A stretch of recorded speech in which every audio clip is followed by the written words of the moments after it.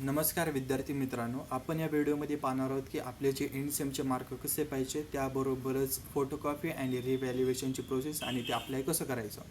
तर सावित्रीबाई फुले पुणे विद्यापीठामध्ये नुकतेच फर्स्ट इयर, सेकंड इयर आणि त्याचबरोबर थर्ड इयरचे निकाल जाहीर झालेले आहे. तर त्याची फोटोकॉपी सुरू झालेली आहे. तर आपण आपल्या चॅनलवर लिंक दिलेली आहे आणि ही लिंक मी त्याचबरोबर डिस्क्रिप्शन बॉक्समध्ये पण देईल, तिथून पण तुम्ही क्लिक करू शकता.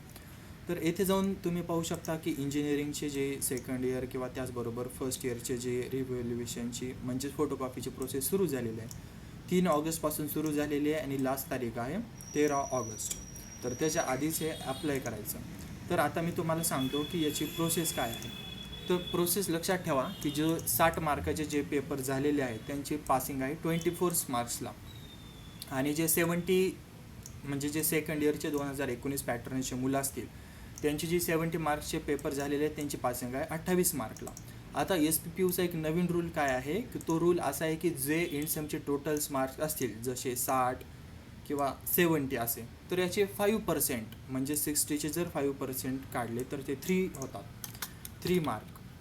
आणि त्याचबरोबर 70चे जरी 5% काढले तर ते होतात की 3.5 मार्क म्हणजे 3.5 मार्क आणि त्याचे ॲप्रॉक्सिमेटली पकडले तर 4 मार्क. तर SPPUचा रूल काय सांगतो की अगर तुमच्या मार्कामध्ये 60 मार्कच्या 3 मार्क्सचा चेंज होत असला तरच चेंज होणार, कमीत कमी 3 मार्क्स, आणि 70 मार्कमध्ये कमीत कमी 4 मार्क्सचा चेंज व्हायला पाहिजे.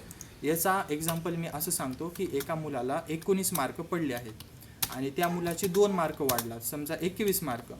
तर हे मार्क त्या मुलाला चेंज दिसणार का, तर याचा अर्थ नाही, कारण मी आत्ता सांगितलं की कमीत कमी 3 मार्क तुमचे वाढायला पाहिजे.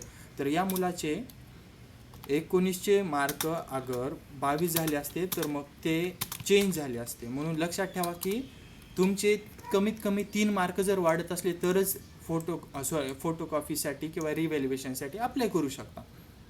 आणि 70 मार्काला पण तसंच आहे, फोटोकॉपी घेऊन टाका, तुम्हाला वाटलं तर माझे मार्क वाढणार आहेत. फक्त रिव्हॅल्युएशनला जर तुमचे मिनिमम 4 मार्क वाढणार असले तरच टाका.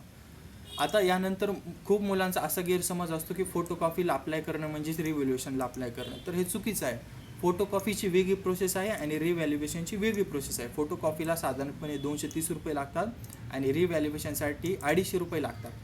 तर फोटोकॉपीसाठी आपण अप्लाय केल्यानंतर एक महिन्याच्या आतमध्ये आपल्याला फोटोकॉपी भेटून जाईल. ते फोटोकॉपी आल्यावर आपण रिव्हॅल्युएशनला टाकू शकतो. आता त्यामध्ये आणखीन एक आहे की रिव्हॅलला टाकताना 2 ऑप्शन आहेत. पहिला ऑप्शन 2 ऑप्शन आहेत. पहिलं ऑप्शन काय आहे की पहिला ऑप्शन असा आहे की बाय चान्स जर तुमचे काउंटिंग जर असेल, काउंटिंग मिस्टेक म्हणजे तुमच्या पेपरमध्ये काउंटिंग मिस्टेक जर असेल तर याचा अर्थ असं होतं की चूक युनिव्हर्सिटीची आहे, त्यामुळे रिव्हॅल्युएशनची प्रोसेस फ्रीमध्ये करण्यात येईल. किंवा जेव्हा तुमची काउंटिंग मिस्टेक असेल किंवा तुमच्या पेपरमध्ये एखादा क्वेश्चन चेक नाही केलेस, फक्त अशा वेळेस तुमची काउंटिंग मिस्टेक नाही म्हणजे तुमची काउंटिंग बरोबर आहे, तुमचा सगळा पेपर व्यवस्थित चेक केलेला आहे, अशा वेळेस मात्र तुम्हाला 250 रुपये देऊन ते रिव्हॅल्युएशनच्या प्रोसेससाठी अप्लाय करावं लागेल. आता यामधून आपल्याला रिव्हॅल्युएशनची सगळी प्रोसेस समजून कळलेली आहे. आता आपण येऊ की अप्लाय कसं करायचं. तर मी तुम्हाला आता अप्लाय कसं करायचं ते सांगतो. तर सर्वात प्रथम इथे टाकायचं की SPPU स्टुडंट लॉग इन, आपल्या जे पण क्रोम किंवा ब्राउझरवर असेल. त्यानंतर जी फर्स्टची वेबसाईट येईल त्या फर्स्ट वेबसाईटला क्लिक करायचं आहे, हे वाल्या. आणि मी याची लिंक आपल्या व्हिडिओच्या डिस्क्रिप्शनमध्ये पण देईल, तिथून पण तुम्ही क्लिक करू शकतो. याच्यावर क्लिक केल्यानंतर मला असा एक डॅशबोर्ड ओपन होईल. ह्या डॅशबोर्डवर log in by mail, email ID असं दिसेल. तर याच्यावर तुम्हाला मेल ID सिलेक्ट करायचा आहे. इथं तुमचा फोन नंबर टाकायचा आहे, पासवर्ड टाकायचा आहे, कॅप्चा टाकायचा आहे आणि त्यानंतर लॉग इन करायचं आहे. अगर बाय चान्स जर तुमचा पासवर्ड विसरलेला असेल तर इथून फॉरगेट या पासवर्डवर क्लिक करून पासवर्ड रिसेट करायचा आहे आणि लॉग इन करून घ्यायचं आहे. आता मी पासवर्ड हे सगळे क्रेडेन्शियल फिल करून लॉग इन करून घेतो. आपण लॉग इन करून घेतलेलं आहे. लॉग इन नंतर आपण पाहू शकतो की इथे तुम्हाला ऑप्शन दिसेल की फोटोकॉपी अँड रिव्हॅल्युएशन. तर ह्या ऑप्शनवर क्लिक करायचं आहे. या ऑप्शनवर क्लिक केल्यानंतर तुम्हाला तुमचे मार्क्स पण दिसायला लागतील, त्याबरोबरच आपण फोटोकॉपीसाठी अप्लाय पण करू शकतो. तर मी आता या फोटोकॉपी अँड रिव्हॅल्युएशन ऑप्शनवर क्लिक करतो. जेव्हा मी या ऑप्शनवर क्लिक करेल त्यानंतर की तुम्ही पाहू शकतो की ते मला आणखीन एक ऑप्शन भेटलं, अप्लाय फॉर फोटोकॉपी. यावर क्लिक करून घ्यायचे आहे. यावर क्लिक केल्यानंतर तुम्हाला येथून तुमचा एक्झामिनेशन आणि तुमचा सिलेक्ट कोर्स असेल, फर्स्ट इयर, सेकंड इयर किंवा थर्ड इयर जो पण असेल तो सिलेक्ट करायचा आहे. आणि अप्लाय याच्यावर क्लिक करायचं आहे. आता अप्लाय यावर क्लिक केल्यावर तुम्हाला इथे माझे सगळे मार्क्स दिसायला लागतील. हे मार्क्स तुम्ही पाहू शकता या ठिकाणी 37, 27, 15, 25 आणि 33. तर याच्यात मला BEE म्हणजेच बेसिक इलेक्ट्रिकल इंजिनिअरिंगमध्ये कमी मार्क्स पडलेले आहेत. तर मला जर याच्यासाठी अप्लाय करायचं असलं तर मी कसं करणार? तर त्याच्यासाठी इथं एक चेकबॉक्स दिसेल, हे तुम्हाला दिसत असेल. याच्यावर तुम्हाला टिक करायचं आहे. आता मी याच्यावर टिक केलं.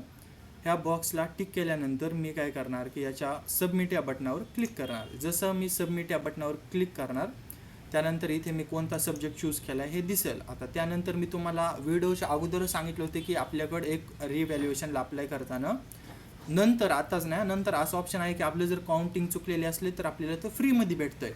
तर ते ॲप्लिकेशनची PDF आहे. हे PDF फक्त तुमच्याकडे एकदा डाउनलोड करून ठेवू शकता. की मी डाउनलोड केली आणि ही पण PDF, ह्या PDFमध्ये मी जो अगोदर तुम्हाला सांगितलं होतं ना तो रूल की 5% मार्क असले तर म्हणजे कमीत कमी 3 असले तर चेंज होणार, तो याच्यामध्ये बेसिकली एक्सप्लेन केलेला आहे. तर आपल्याला ही PDF डाउनलोड दोन्ही करायच्यात. त्याच्यातली ही वाली जी PDF आहे ही मेन PDF आहे, हे तेवढं डाउनलोड करून ठेवा. त्याच्यानंतर इथं तुम्हाला एक चेक बॉक्स दिसेल, याच्यावर तुम्हाला टिक करून घ्यायचं आहे.